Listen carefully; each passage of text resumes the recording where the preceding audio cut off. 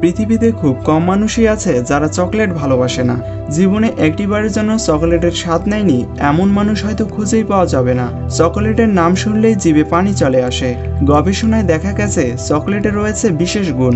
Dark chocolate প্রচুর পরিমাণে antioxidant সমৃদ্ধ, যা দেহের রোগ প্রতিরোধ ক্ষমতা বৃদ্ধি করে। ক্যান্সার সহ নানাবিধ রোগ প্রতিরোধে ভূমিকা পালন করে এটি। এছাড়া কোলেস্টেরলের পরিমাণ কমিয়ে আনা, হার্ট সবল রাখা ও ব্রেনের জন্য ডার্ক চকলেট খুবই উপকারী।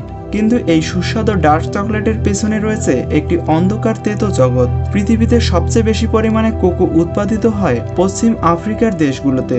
প্রতি বছর সারা বিশ্বে মোট কোকের শতকরা 70% আসে আইভরি কোস্ট ও ঘানা থেকে। কিন্তু দুঃখের বিষয় হলো এই কোকো অধিকাংশই আসছে শিশু শ্রম দিয়ে। পৃথিবীতে 152 মিলিয়ন শিশু শ্রমিক আছে, যেখানে কৃষিতে নিয়োজিত রয়েছে 107.5 মিলিয়ন।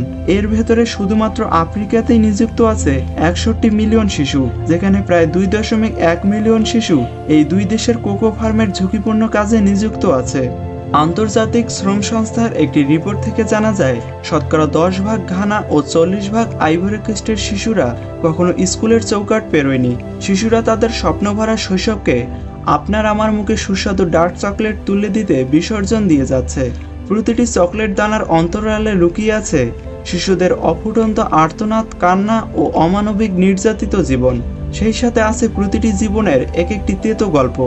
আইভরি কোস্ট ও ঘানার পরবর্তী দেশগুলো যেমন বুর্কিনা ফাসো, টাগো, নাইজেরিয়া, চিলি সহ পশ্চিম আফ্রিকার দেশগুলো থেকে প্রতিনিয়ত পাচার হয়ে আছে হাজার হাজার শিশু।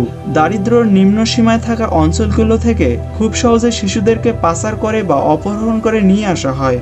অনেক হতদরিদ্র মা বাবা তাদের সন্তানকে সামান্য কিছু অর্থের বিনিময়ে দালালদের হাতে তুলে দেয়। পাচারকারী চক্র ছোট পিকআপ কিংবা লরিতে করে খুব সহজেই সীমান্ত অতিক্রম করে পৌঁছে যায় আইভরি কোস্ট ও ঘানার ফার্মগুলিতে। সেখানে অল্প কিছু অর্থের বিনিময়ে শিশুদেরকে ফার্ম মালিকের কাছে বিক্রি করে দেওয়া হয়। এখানে যারা আসে তাদের অনেকেই মা বাবার কাছে কখনো যেতে পারে না। এখানে 9 থেকে 16 বছর বয়সী শিশুর সংখ্যাই বেশি। ফার্মগুলোতে প্রতিদিন তাদেরকে সকাল থেকে রাত অবধি বিরতিহীনভাবে কাজ করে যেতে হয়। অমানসিক পরিশ্রম তাদের শারীরিক ক্ষমতার সর্বোচ্চ পরীক্ষা নেয়। কিন্তু দুর্ভাগ্যবশত তারা পরিশ্রমের বিনিময়ে কিছুই পায় না, বরং অত্যন্ত প্রতিকূল পরিবেশের মধ্য দিয়ে তারা জীবন অতিবাহিত করে। ক্ষুধার যন্ত্রণা প্রকট আকার ধারণ করে, আর আহারে জোটে ভুট্টা আর সিদ্ধ কলা, এবং রাতে ঘুমানোর জন্য বদ্ধ চালাঘর। প্রত্যেকটি বাচ্চাকেই 60 থেকে 65 কেজি ওজনের বস্তা বহন করে বিরামহীনভাবে জঙ্গলের দুর্গম পথ অঞ্চল দিয়ে চলতে হয়। চলার পথে একটুখানি ক্লান্তিও যেন অভিশাপ, কারণ বিশ্রাম নিতে গেলেই নেমে আসে ভয়ানক চাবুকের নৃশংস আঘাত।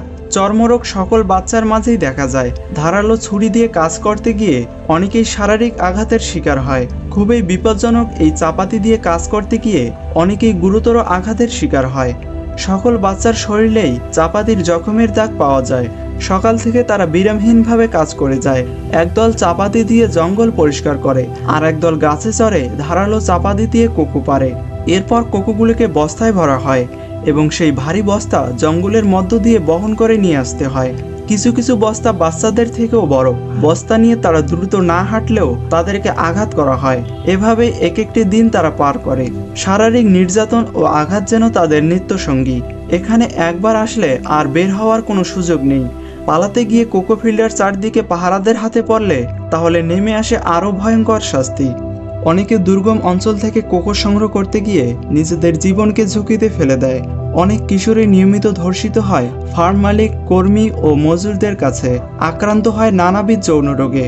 কোকো ফিল্ডের দুর্গম অঞ্চলে কাজ করতে গিয়ে অনেকেই পঙ্গুত্ব বরণ করে নেয়। বিষাক্ত পোকামাকড়ের আক্রমণেরও শিকার হতে হয়। কারো কারো চোখ অন্ধ হয়ে যায়।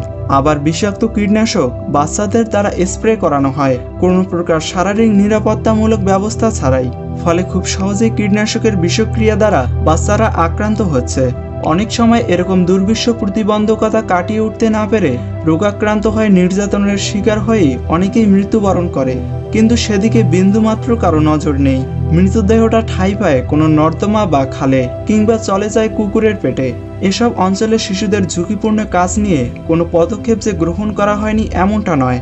অনেক বড় বড় কোম্পানির চুক্তি স্বাক্ষর হয় শিশু শ্রম নিয়ে, তবে তা শুধু কাগজ কলমের স্বাক্ষরের মাঝেই সীমাবদ্ধ ছিল। আর বর্তমানে প্রতিযোগিতামূলক বাজারে কোকোর দাম কম রাখতেই শিশু শ্রম ব্যবহৃত হচ্ছে।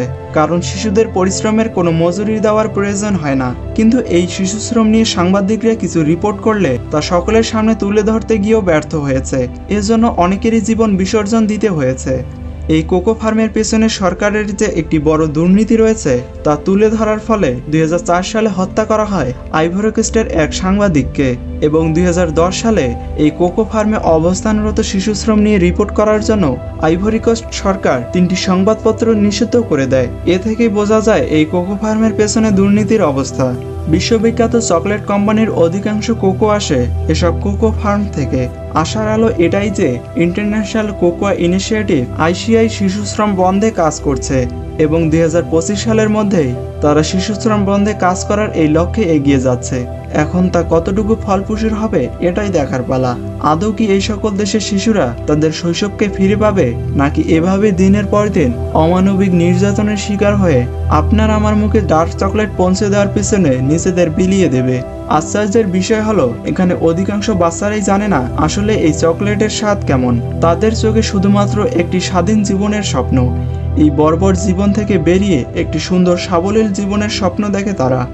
ভিডিওটি সম্পর্কে আপনার কোনো মন্তব্য থাকলে তা জানিয়ে দিন কমেন্ট সেকশনে এবং আমাদের পরবর্তী ভিডিওগুলো পেতে চ্যানেলটিকে সাবস্ক্রাইব করতে পারেন।